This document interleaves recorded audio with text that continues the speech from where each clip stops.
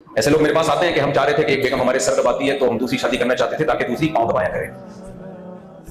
समझ रहे हो? तो मैं उनसे कहता हूं आपके पास खोपड़ी तो है मगर आप उसका सही इस्तेमाल नहीं कर रहे।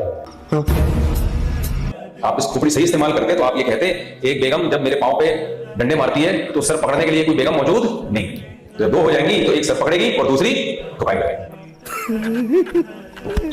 आप कह सकते हो मौलाना मुफ्ती साहब एक तरफ आप 4 शादियों की तरगीब देते हो और फिर 4 शादियों का मजाक भी उड़ा रहे हो, ये तरगीब दे रहे हो या आप हमें नफरत दिला रहे हो 4 शादियों से?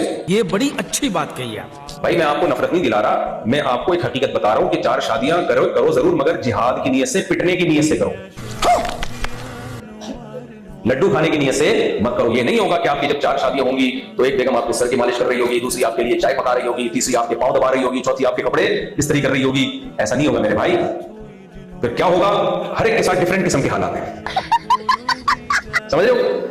इसमें हर एक के हालात क्या है दूसरे से डिफरेंट। बेइज्जती सबकी होती है, जिसने भी 4 किए, 3 किए, 2 किए, कदरे मुश्तरक ये कि बेइज्जती। घर के बाहर हीरो होंगे, घर में बेइज्जती।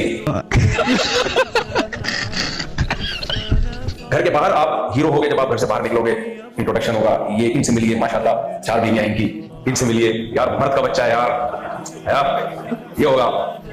घर में जब आप जाओगे, समझ रहे हो?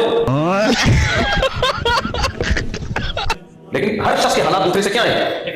कोई किसी की तरह जलील हो रहा है, कोई कुत्ते की तरह जलील हो रहा है, कोई गधे की तरह जलील हो रहा है। तो इसलिए मैं ये तो तरगीब देता हूं ना 4 शादियों की, ये अय्याशी के लिए बिल्कुल भी नहीं देता। इसमें अय्याशी बिल्कुल भी नहीं है, समझ? बरकतें बहुत हैं, बरकतें बहुत हैं, इसकी सवाब बहुत है। तो इसी नीयत से किया करो और फिर रोया नहीं करो। कर ली ऐसी की तैसी, जो होगा देखा जाएगा। समझ रहे हो? बेइज्जती हो रही है, कोई बात नहीं है, इज्जत आने जाने वाली चीज है।